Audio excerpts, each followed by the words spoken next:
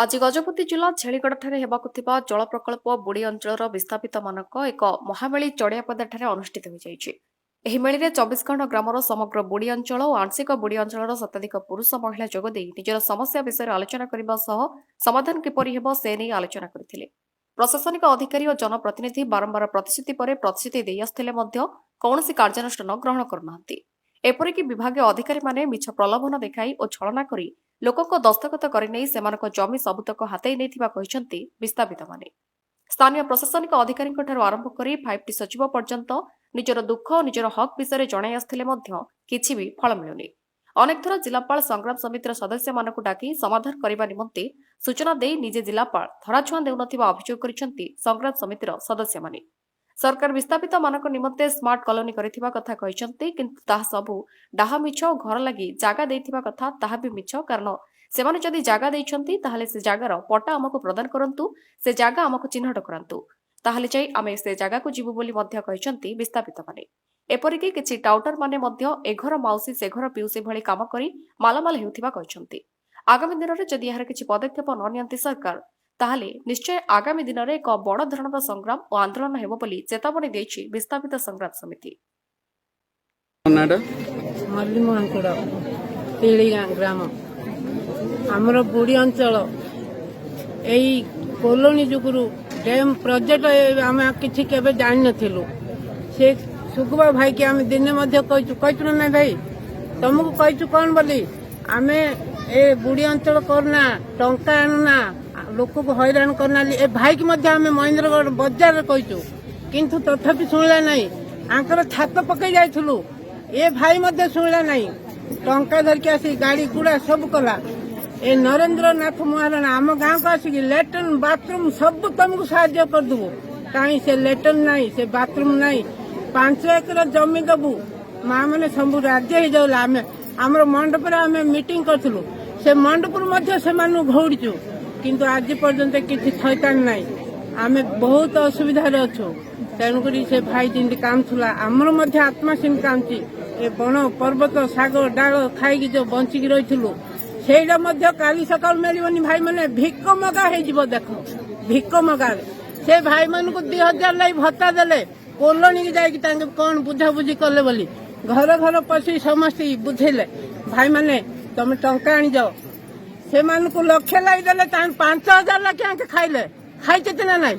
ଯୋଉମାନେ ବଡ ବଡ ନେତା ଥିଲେ ତାଙ୍କୁ 5000 ଲକ୍ଷେ ଟଙ୍କା ତୋ ପାଇଁ କଲେ, 5000 ସେ ଖାଇଛି। ତେଣୁକରି ମୁଁ କିଛି କହୁନି। ଆଜ୍ଞା ରବୀନ୍ଦ୍ରନାଥ ନାୟକ, ଗ୍ରାମ ତିଳେଇଗାଁ, ଛେଳିଗଡ଼ ଗ୍ରାମ ପଞ୍ଚାୟତ। ଆଜିର ବୈଠକ ବିଷୟରେ କଣ ଚାହୁଛନ୍ତି? ଆଜ୍ଞା ଆଜିର ବୈଠକ ସରକାର ଦୀର୍ଘ ବର୍ଷ ହେଲା ଆମର ଏହି ଛେଳିଗଡ଼ ଜଳ ପ୍ରକଳ୍ପ ନାଁରେ 4 ଖଣ୍ଡ ସମ୍ପୂର୍ଣ୍ଣ ବୁଡ଼ି ଅଞ୍ଚଳ ଏବଂ 11 ଖଣ୍ଡ ଆଉ ଆଂଶିକ କିଛି ବ୍ୟବସ୍ଥା ସେମାନଙ୍କର ଜରିଆରେ ରଖିଛନ୍ତି। କିନ୍ତୁ ସରକାରଙ୍କ ମତରେ ସେମାନେ ମାନେ 21 କି 19 ଖଣ୍ଡ ଯେଉଁ ଗ୍ରାମ ଆମର ଯାଉଛି, ସେମାନଙ୍କୁ ସବୁ ଗୋଟେ ସରଳ ଆଦିବାସୀ ମାନଙ୍କର ସରଳତା ଏବଂ ସୁବିଧା ଦେଖି ସେ ଏକ ସମସ୍ତଙ୍କୁ ଭୁତେଇ ଚାଲିଛି।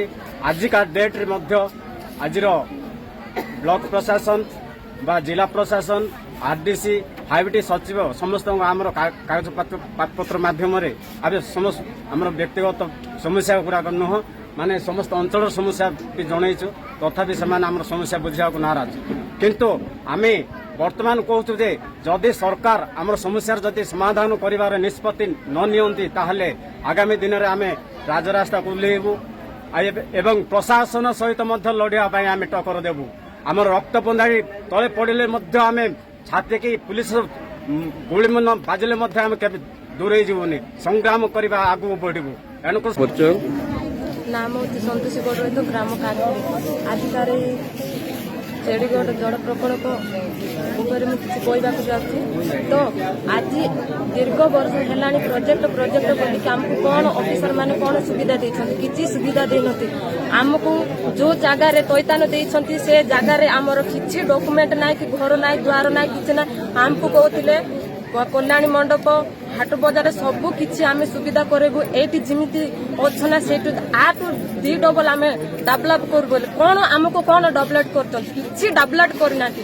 କିନ୍ତୁ ଆମ ସ୍ୱାମୀ ମାନେ 1000-1500 ଦେଖେଇକି ପଇସାକୁ ମୋହିତ କରିକି ଆମ ଲୋକମାନଙ୍କୁ ସେ ଭିତରେ ପଶେଇବାରୁ ଆମର ସ୍ୱାମୀ ମାନେ କଣ କଲେ? ପଇସା ହାଣିକି ଆଜି ଗାଡି ଗୁଡା କରି ଏନ୍ଜୟ କରି ବୁଲୁଛନ୍ତି।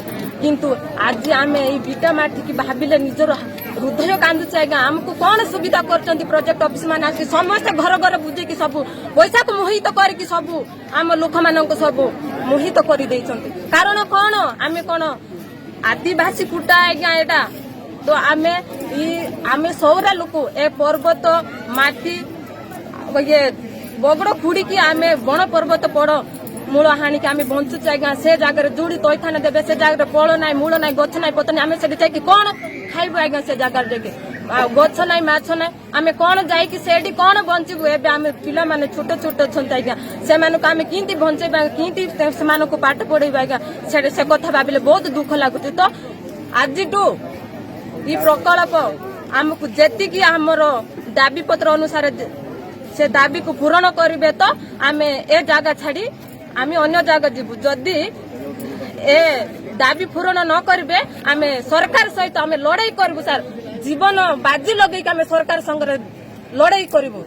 नमस्कार मो ना हूँ तौतिया बड़ रही आमर हूँ ग्राम हूँ काकिली आमर पोस्ट हूँ जे के एबे जो प्रोजेक्ट हम छेलीगढ़ मु किसी प्रोजेक्ट ना प्रोजेक्ट हिसाब से किसी कही सार कहीं सरकार सत कथा बहुत आमको ठकी चली कहीं प्राय मो जानतर सार मत आसिक 23 वर्ष है कहीं मो बापा माँ अनुपढ़ा सार पाठ ना साठ ना किसी जानती से सरकार माने आसिक तुमको 5 एकर जमी देबू तुम पिला मानकु चाकरी देबू तुम पिला मानक बहुत सुविधा करू तुम जोड़ी जगह देबू से स्मार्ट विलेज देबू आउ गुहाल करू सब गाई देबू सब एमती बहुत कहीकि सार से मजा मजा कहीकि आम बापा माँ को बहुत ठकी कहीं आम भी पढ़ापढ़ी से कम सार कहीं से माने लुभ देखे आउरी मेन कथा सार आम माँ बापा केमिति राजी हेले ना 5 एकर जमी देबू कहले तुम गछर पैसा देबू पणसर पैसा देबू मुनिगार पैसा देबू सागर पैसा देबू सब किसी सरकार कही तापर आउरी गुटे द्वितीय नंबर सार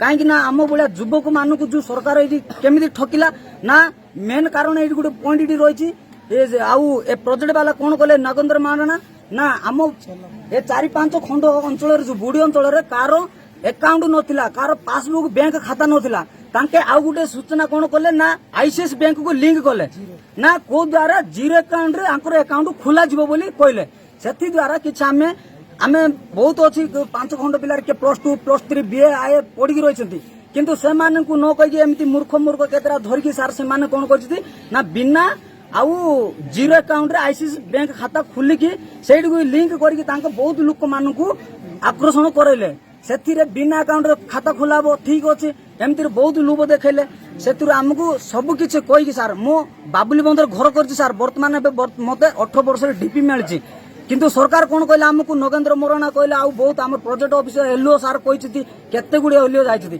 सेठी आमे घर 6 मास रे कर देलु सार आमको वर्षे टार्गेट देले तमे जदी 6 मास रे घर करबु सेठी तमर सब कर देबो कहले जदी दरकार।